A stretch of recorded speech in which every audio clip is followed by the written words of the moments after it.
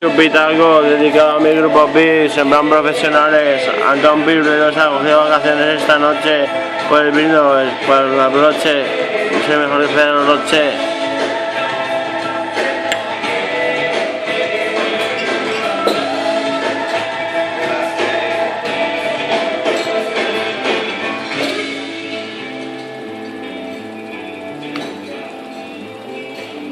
¿Cuántos chupitos ya me habré bebido en este garito? No llevo ni la cuenta, 50-50%. ¿Qué pasa? Que soy un talento, cuidado porque tengo ingenio.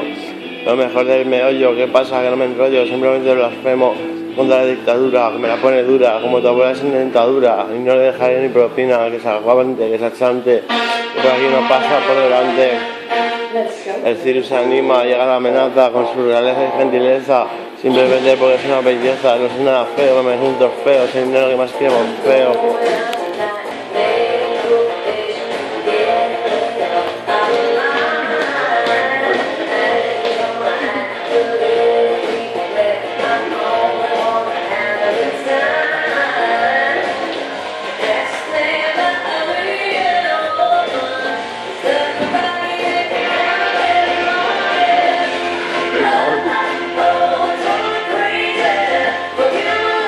¡Ah!